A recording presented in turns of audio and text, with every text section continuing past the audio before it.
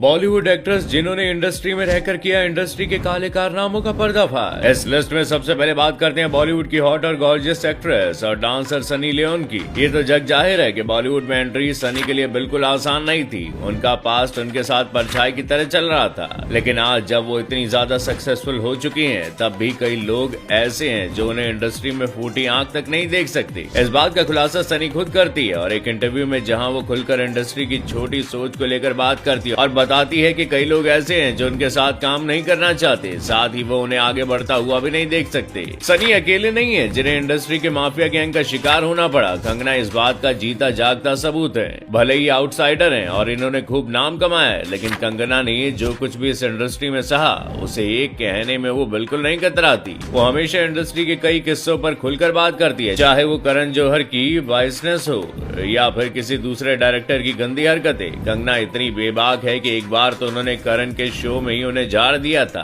National TV पर उन्होंने करण को मूवी माफिया और स्टार किड का माई बाप कह दिया था। इतना ही नहीं, सुशांत की मौत के बाद कंगना ने उन्हें इंसाफ दिलाने के लिए न जाने कितने ही सीक्रेट को रिवील किया था। हमेशा से कंगना बॉलीवुड के लिए एक बड़ी मुसीबत रही है। वो बिना चिंगारी के बॉलीवुड के माफियाज के घर में आग लगा देती है। माना जाए तो रवीना बॉलीवुड इंडस्ट्री के लिए काफी लॉयल रही है, लेकिन एक बार उन्होंने भी अपने दुख को जाहिर करते हुए बताया था कि इस इंडस्ट्री में एक गर्ल्स गैंग भी है जो हमेशा इस कोशिश में लगी रहती है कि कोई एक्ट्रेस कभी आगे ना बढ़े। एक बार वो खुद ऐसे गैंग का शिकार हो चुकी हैं, इसलिए वो इस बात को अच्छी तरह से जानती है। वैसे रवीना की बात सही भी है। देखा जाए तो बॉलीवुड का जो स्टार किड वाला ग्रुप है, उनकी आंखों में आउटसाइडर किसी किरकिरी की तरह छुपते हैं। इतना ही नहीं, अगर करीना, करिश्मा, मलाइका और सोनम जैसी एक्ट्रेस को देखा जाए तो वो जल्दी किसी और की तारीफ नहीं सुन सकती। करीना तो इतनी ज्यादा घमंडी है कि फिल्म साइन करने से पहले ही वो इस बात को साफ कर लेती है कि फिल्म में उनके अलावा कोई और एक्ट्रेस तो नहीं है, क्योंकि वो नहीं चाहती कि कोई और उनसे ज्यादा पॉपुलैरिटी कमाए। अब बिपाशा है ही ऐसी जो देखने वाला उन्हें देखता ही रह जाए, लेकिन इन्हीं की तरह ईशा भी किसी से कम नहीं है। राज 3 और जन्नत 2 में अपनी बोल्डनेस से बवाल मचाने वाली ईशा को इंडस्ट्री में उनके सांवले रंग की वजह से काफी ट्रोल किया गया था। कई मेकर्स ने उन्हें अपनी फिल्म में लेने से मना कर दिया था, लेकिन इतना सब करने के बाद भी बॉलीवुड ईशा का कुछ नहीं बिगाड़ पाया। आज जो भले ही फिल्मों में ना के बराबर दिखती है, लेकिन अपनी हॉटनेस से इंस्टाग्राम पर लोगों के होश उड़ा देती है। बॉलीवुड का ये हाल आज से नहीं है। पुराने समय के एक्ट्रेस को भी ऐसी जिल्लतों से होकर गुजरना पड़ता था, और इस बात का खुलासा परदेश और खिलाड़ी 420 जैसी फिल्मों में धमाल मचाने वाली महिमा चौधरी से बढ़िया तरीके से कोई नहीं जानता होगा। उन्होंने एक बार अपने एक इंटरव्यू में खुद इस बात का खुलासा किया था कि अगर कोई लड़की वर्जिन नहीं होती तो कई बार मेकर्स उसे फिल्म में लेने से मना कर देते हैं। इसके अलावा अगर कोई एक्ट्रेस ऐसी है जिसका बॉयफ्रेंड है या फिर उसकी शादी हो रखी है, तो उनके आगे बढ़ने के चांसेस ऑटोमेटिकली कम हो जाते हैं। ऐसे में अपने आप ही उस एक्ट्रेस का करियर लगभग खत्म हो जाता है। वैसे ये बात तो महिमा की बिल्कुल सही है। आज भी हम कई एक्ट्रेस को देखते हैं जो शादी के बाद फ्लॉप हो जाती है। बॉलीवुड की काली करतूतों का शिकार सिर्फ बॉलीवुड में रहने वाले लोग ही नहीं होते।